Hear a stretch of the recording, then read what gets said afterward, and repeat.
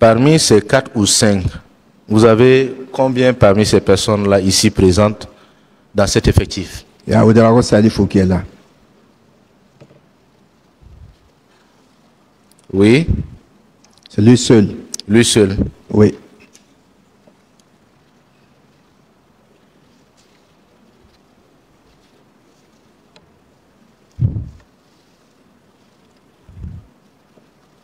Comment est-ce que les fiches, les pièces justificatives sont produites en principe chez vous? Ou bien vous n'en avez pas connaissance? Chez nous, est-ce qu'on a su? Oui. C'est les deux natures de production des pièces dont je viens de vous décrire.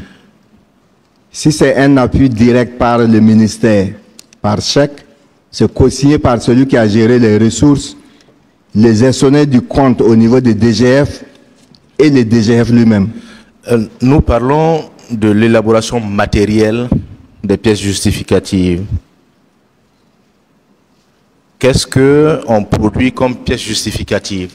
Alors, il peut s'agir d'état d'émargement, si c'est des ressources qui sont remises directement aux intéressés, ou des marchés donc publics, donc à travers des contrats.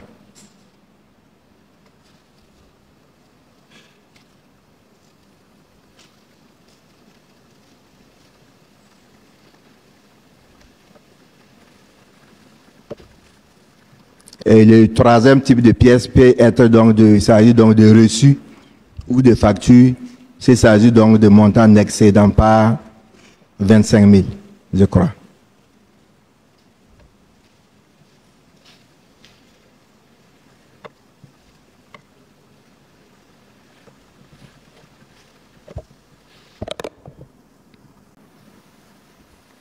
Dans cette affaire, il est reproché à un de vos collaborateurs, en la personne de M. Ouedraogo Salifou, d'avoir élaboré des pièces justificatives au nom du SP CONASUR pour justifier des déblocages de fonds sans que des prestations aient été effectuées. Comment c'est possible au niveau du CONASUR? Dans cette affaire où les pièces justificatives deviennent le théâtre d'interrogations brûlantes, les témoignages de Salifou Ouedraogo et de ses collaborateurs plongent le tribunal dans une réalité troublante. Comment expliquer que des montants soient décaissés sans prestation réelle? Comment justifier le versement de frais de manutention avant que le service ne soit effectué, en contradiction avec les règles administratives? Les contradictions relevées dans les déclarations des témoins, ainsi que les accusés, particulièrement celles de Salifou Ouedraogo, sèment le doute et alimentent les soupçons. Ce procès met en lumière une gestion chaotique des ressources publiques, où les circuits de validation et les pratiques financières soulèvent des interrogations fondamentales. Complicité silencieuse, failles organisationnelles ou abus délibérés. Entre défense et aveu implicite, chaque déposition semble dessiner les contours d'une affaire où responsabilité et intérêt personnel s'entrelacent dangereusement. Découvrez les explications des témoins, les tensions dans la salle, et les vérités qui peinent à émerger. Regardez maintenant.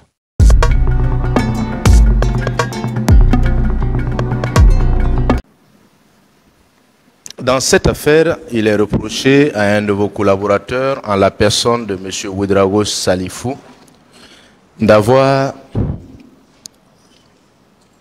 élaboré des pièces justificatives au nom du SP CONASUR pour justifier des déblocages de fonds sans que des prestations aient été effectuées. Comment c'est possible au niveau du CONASUR? Il se trouve effectivement que c'est le premier type de justification dont je vous ai décrit, dont les chèques remis directement par le ministère, où les pièces sont co-signées par lui, les gestionnaires du compte et les DGF. À partir du moment où ces pièces-là ne sont pas co-signées par les DAF ou par moi-même, on n'a pas véritablement donc un contrôle là-dessus. Nous allons appeler M. Ouedraogo Salifou à la barre.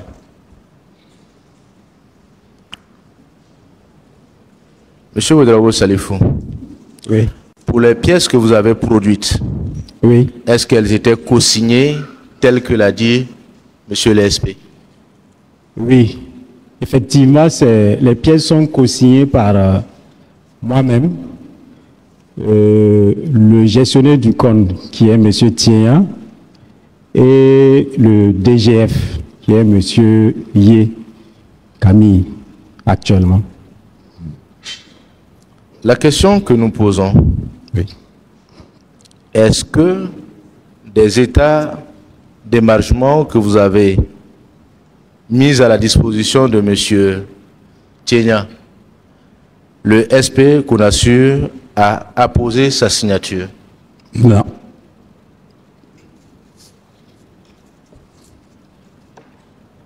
Est-ce que ce que M. le SP a donné comme critère, on pourrait, si on peut l'appeler ainsi, de validité des pièces, est-ce que de tout ce que vous avez donné à M. Tienya, ça respectait ces normes-là? Je n'ai pas bien compris la question. Monsieur le SP a déclaré ici, Oui. devant vous, Oui. qu'en plus des autres signatures, il apposait sa signature également sur les pièces justificatives. Monsieur le SP, c'est bien ça? Ok. Allez-y. Alors, donc je disais tantôt qu'il y a deux natures de pièces qui sont produites en fonction des types d'appuis. Les appuis qui sont faits par virement dans le compte de dépôt de SP Konasur se justifient exactement de la même façon que la subvention de l'État au SP Konasur. Sur ces pièces, je suis co-signateur avec le DAF du SP Konasur. Mais les premiers types d'appui, les par chèque directement. Sur quelle pièce vous êtes co-signataire? Sur les états d'émargement, par exemple, sur les contrats, je les approuve. Sur les états d'émargement, Voilà. vous co-signez. Je co-signe. Monsieur Ouedraogo Salifou, revenez s'il vous plaît. Quelles sont les pièces que vous établissez pour Monsieur Tienya? C'est uniquement les états d'émargement qui concernent la manutention dont les ressources ne sont pas passées par le compte du Konasur. Monsieur le SP, est-ce que ces états sont concernés par votre signature?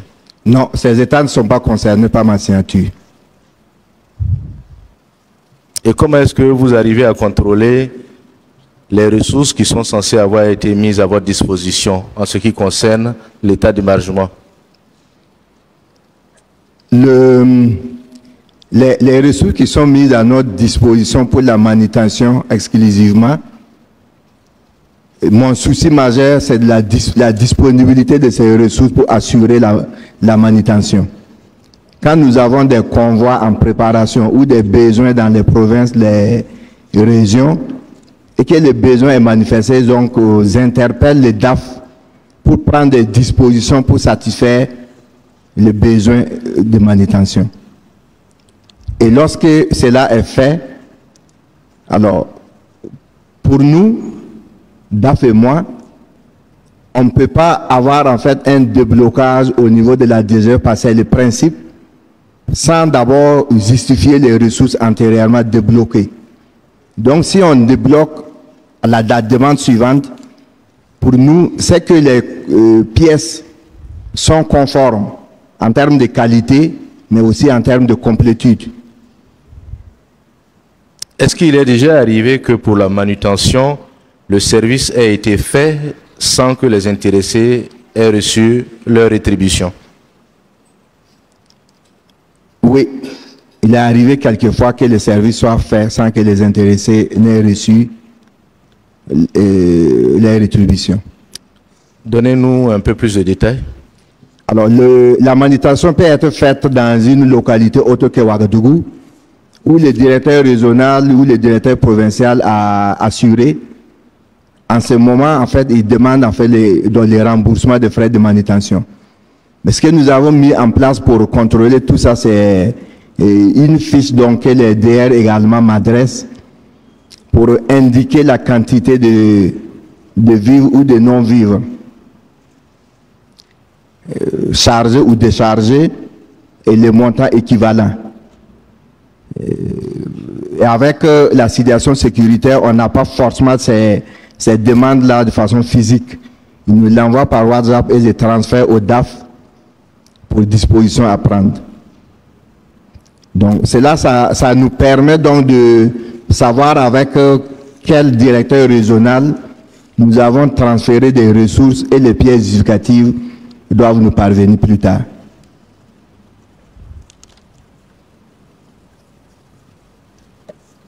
Habituellement, les manutentionnaires, ils sont payés avant le service ou après le service? Après le service. Après le service. Oui.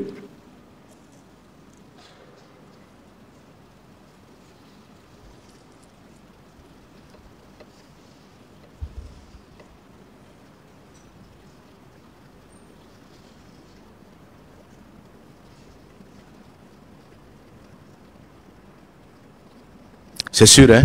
C'est sûr. Comme le principe dans l'administration après service fait.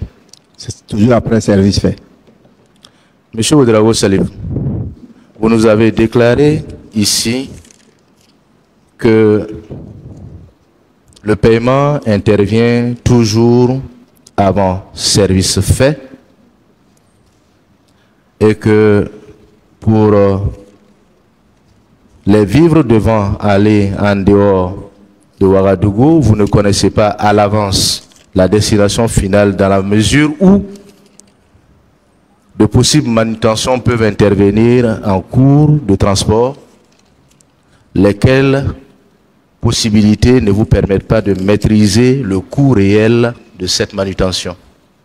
C'est bien ce que vous avez déclaré ici. Non, je pense que j'ai plutôt dit que c'est les États qui sont amenés auprès des manutentionnaires après le service fait. Ça, oui, on est d'accord là-dessus. Oui. Mais ils reçoivent paiement Oui, dès qu'ils avant avant le c'est service. après coup qu'ils remplissent les États. Non, ils reçoivent le paiement Oui. avant de remplir les États. Après le service fait. Est-ce que le greffe peut nous rappeler les déclarations de M. Ouedraogo Salifou?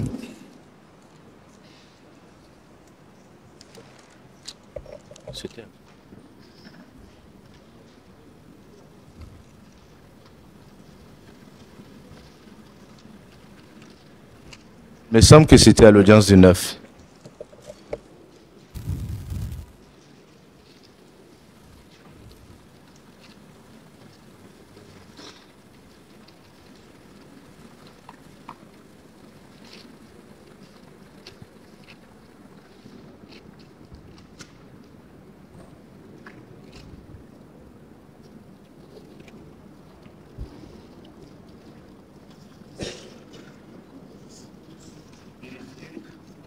Vérifiez entre le 9 et le 10.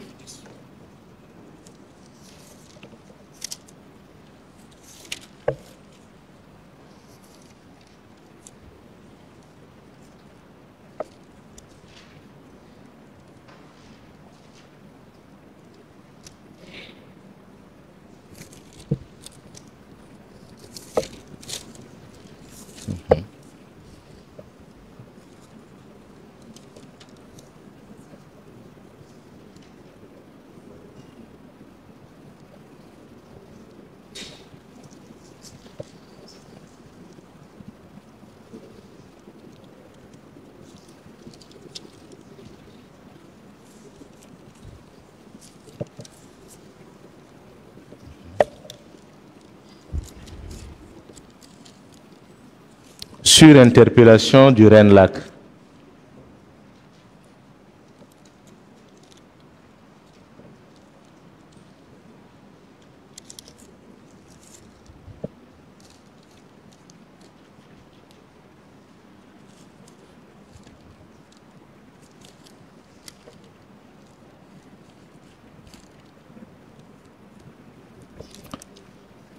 Concernant les déclarations de M. Ouedraogo Salifou, c'était sur interpellation du Rennes-Lac.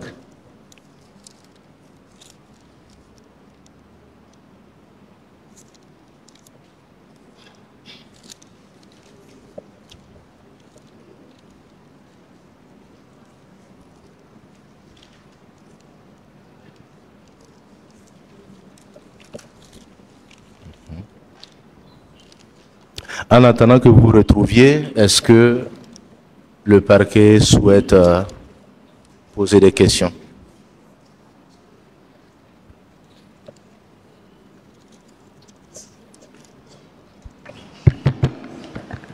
Alors, Monsieur Zorom.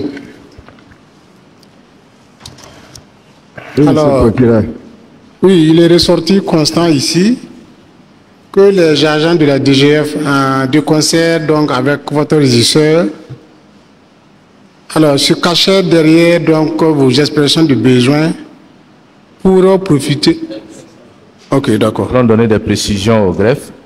C'est à l'occasion des précisions qui ont été apportées sur le coût de la manutention 1000 francs la tonne, aussi bien au chargement qu'au déchargement. C'était à cette occasion.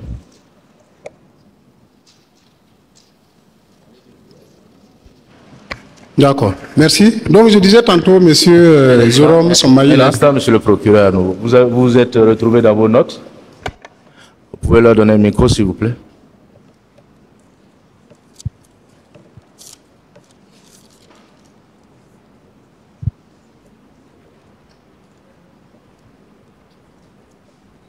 Vous lisez pratiquement toutes ces déclarations. Sur interpellation, réponse de Ouedraogo Salif. J'ai dit les chèques qui sont ajoutés n'ont jamais fait l'objet de fiches de déblocage. Je ne fais pas la part entre ce qui est réel et ce qui ne l'est pas. Je mets le tout ensemble. Je rappelle que ce n'est pas moi qui établis les pièces justificatives. Ce sont les manutentionnaires. Si interpellation répond de Ouedraogo Salif. De façon globale, les montants des tournis sont inclus dans les montants réels. Les montants injustifiés sont intégrés. Si interpellation répond de Ouedraogo Salif, j'ai bénéficié de 75 millions de francs CFA. Et interpellation de Ouedraogo Salif sur la question des Rennes-Lac. À mon entendement, je ne pense pas que j'ai fait du faux. Pour moi, c'est du détournement. Je ne savais pas que c'était du faux. Monsieur Zorom Soumaïla est actuellement secrétaire permanent à ma connaissance. Il n'est pas impliqué. Après, il y a la lecture des déclarations de Pamet Pharma, voilà, sur le PV. Ouedraogo Salif. En fait, ce PV a été repris si ma demande au commissariat. Non, je ne l'ai pas accusé. En son temps, le premier PV que nous avons signé, nous avons décidé de lire. J'ai décelé ces erreurs, j'ai décelé 2 ou 3 erreurs. Si interpellation répond de Ouedraogo Salif. Pour Konaté Zulkofi, aussi nous avons dit de corriger le PV. Si interpellation répond de Ouedraogo Salif, je ne saurais répondre à cette question. Je ne saurais connaître les montants alloués à la manutention annuellement. Si interpellation répond de Ouedraogo Salif, je ne sais pas l'enveloppe prévue pour la manutention. Mon rôle est de payer et produire les pièces.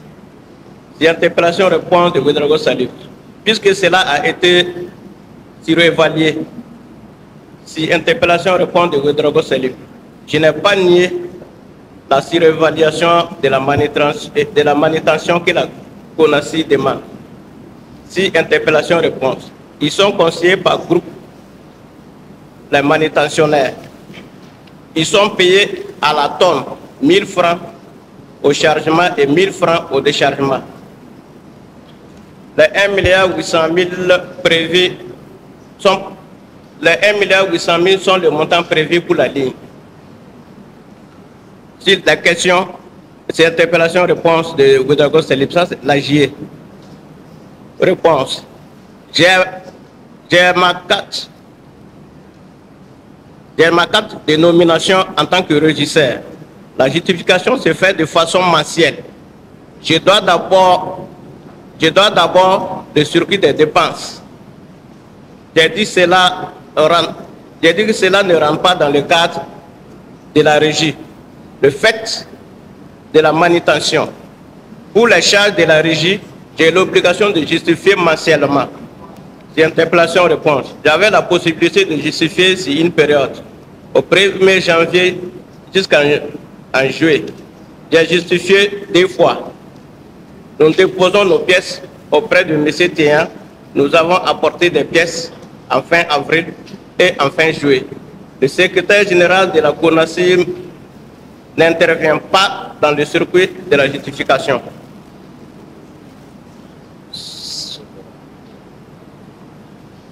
Si interpellation-réponse de Ouédraogo Salif. À mon recrutement en 2013, en tant qu'adjoint de secrétaire, c'était les tâches de secrétaire la saisie.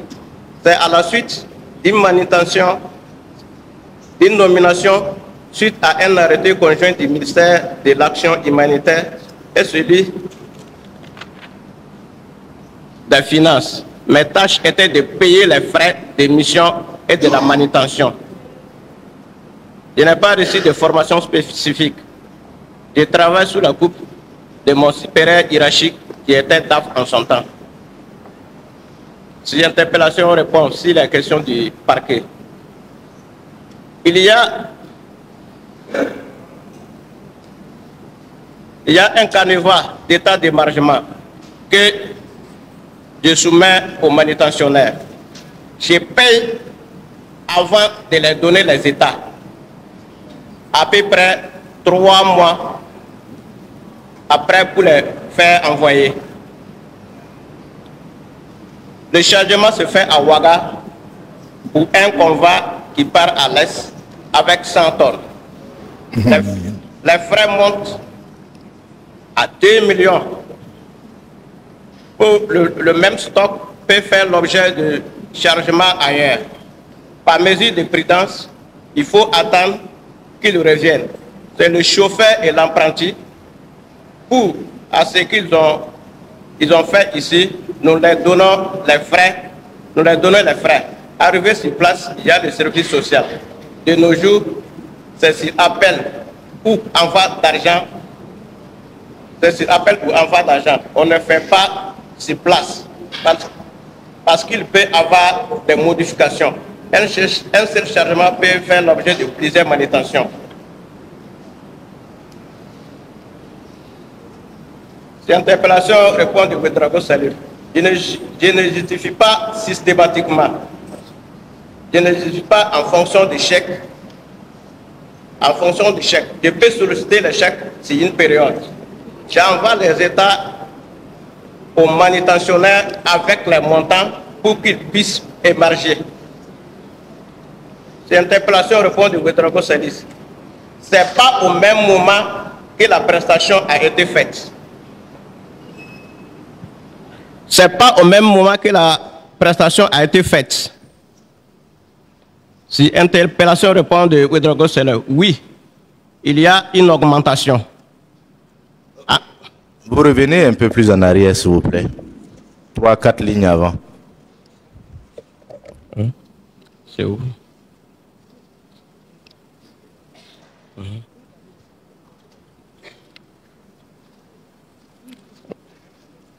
Non. Le chargement se fait à Ouaga pour un convoi qui part à l'est avec 100 tonnes. Ça, c'est un exemple. Les frais montent à 2 millions. Pour le même stock qui peut faire l'objet de chargements ailleurs. Par mesure de prudence, il faut attendre qu'ils reviennent. C'est le chauffeur et l'apprenti. Pour ce qu'ils ont fait, ici, nous leur donnons les frais. Arrivé sur place. S'il vous plaît. De quels frais il s'agit, M. Ouédraogo Salif? Oui. Quels frais est-ce qu'il s'agit? Ce que vous remettez au chauffeur? Oui. Bon, je n'ai pas saisi. Vous avez écouté avec nous, non? Oui, j'ai écouté. Reprenez, monsieur le greffier. Le chargement se fait à Ouaga pour un convoi qui part à l'est avec 1000 tonnes. Ça, c'est à titre d'exemple. Les frais montent à 2 millions. Le même stock peut faire l'objet de chargements ailleurs. Par mesure de prudence, il faut attendre qu'ils reviennent. C'est le chauffeur et l'apprenti. Pour ce qu'ils ont fait ici, nous leur donnons les frais. Arrivé sur place. Un instant. De quels frais il s'agit? Il s'agit des frais de manutention. Vous leur donnez les frais de manutention. Oui. Est-ce que la manutention est faite? Pour ce qui est de S'il Ouaga. vous plaît, s'il vous plaît. Vous leur donnez les frais de manutention. Est-ce que la manutention est faite? Bien, pour ce qui est du S'il vous plaît. chargement.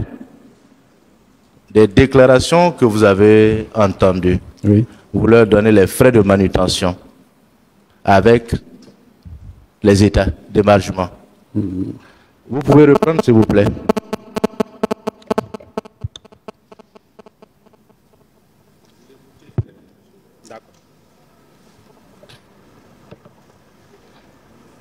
Le chargement se fait à Ouagadougou pour un convoi qui part à l'est avec 1000 tonnes. Les frais montent à 2 millions. Le même stock peut faire l'objet de chargements ailleurs. Par mesure de prudence, il faut attendre qu'ils reviennent. C'est le chauffeur et l'apprenti. Pour ce qu'ils ont fait ici, nous leur donnons les frais. C'est bon. Vous avez entendu? Oui. De quels frais il s'agit? Il s'agit des frais de manutention. Ok. Qui sont payés à qui? Aux manutentionnaires. Aux manutentionnaires. Oui. J'ai relevé ici que vous avez dit que le service est payé. C'est bien ça? Contrairement aux règles de l'administration où le paiement se fait après le service, dans votre hypothèse, vous faites le service, vous payez après que le service, pour que le service soit ensuite fait. C'est bien ça? Non. Ou alors on a mal compris? Non, je vous explique. Expliquez. Je ne dirais pas que vous avez mal compris. Expliquez-nous. Voilà. L'opération de manutention, pour ce qui concerne ce cas précis, c'est un chargement et un déchargement. Oui. Le chargement se fait à Ouagadougou. J'ai pris l'exemple d'une opération de 1000 tonnes. Qui va à Fada. Qui va à Fada. Ça fait 2 millions. Chargement, déchargement. Pour le chargement qui a déjà été effectué, les manutentionnaires reçoivent les frais de manutention. Maintenant, pour le déchargement, on ne sait pas exactement combien ça va coûter. Parce qu'il arrive qu'il y ait plusieurs manutentions, c'est-à-dire chargement et déchargement qui peuvent survenir plusieurs fois. Et c'est donc pour cette raison qu'on se garde de ne pas leur remettre l'argent. On attend qu'ils arrivent à destination.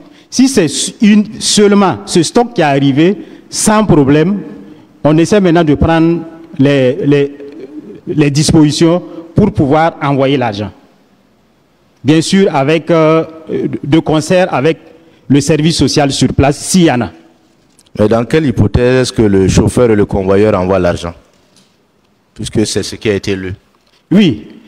Par exemple, s'ils arrivent dans une localité où il y a un service social qui confirme que le stock est arrivé à bon port avec la même quantité, nous, soit on envoie au chef de service social ou bien on envoie au chauffeur. En général, même le chef de service social demande qu'on envoie directement au chauffeur parce que c'est lui qui est en contact avec les manutentionnaires. Monsieur Ouedraogo, on l'a compris. Oui. Vous avez dit, et le greffier l'a noté, vous remettez de l'argent au chauffeur et au convoyeur pour la manutention. Ça, c'est pour le chargement à Ouaga. Ça, c'est pour ce qu'ils ont fait à Ouaga.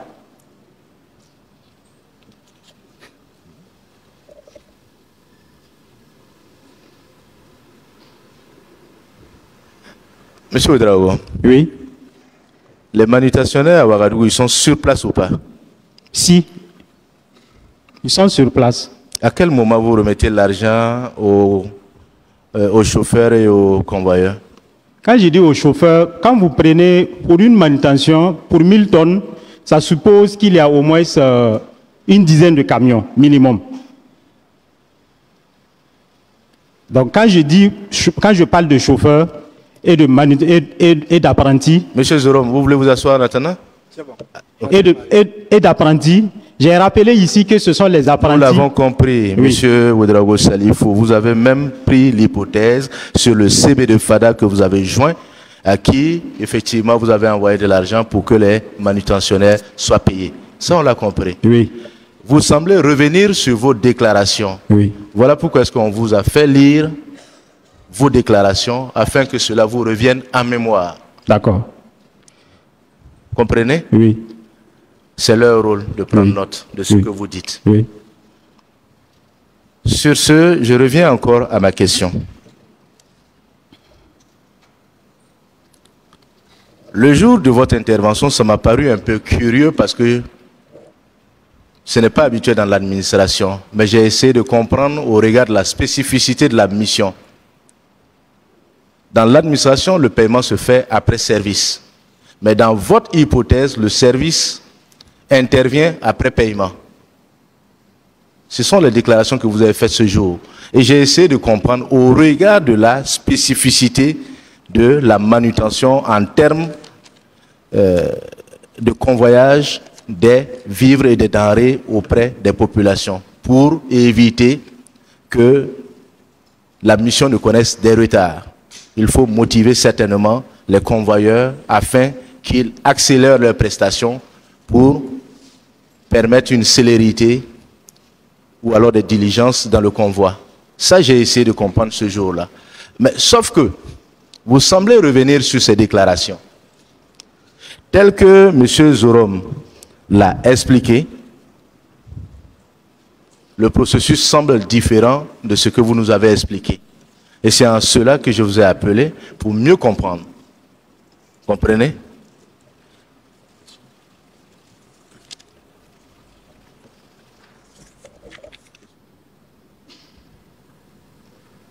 Ce procès met en évidence des pratiques inquiétantes, où la transparence et l'intégrité semblent compromises à chaque niveau. Alors que les témoins tentent de se disculper, les incohérences et les contradictions laissent un goût amer sur la gestion des ressources publiques. Ce qui se joue ici dépasse de loin les seules responsabilités individuelles. C'est la confiance envers les institutions publiques qui est en jeu. Les révélations entendues aujourd'hui ne font qu'accentuer les questions.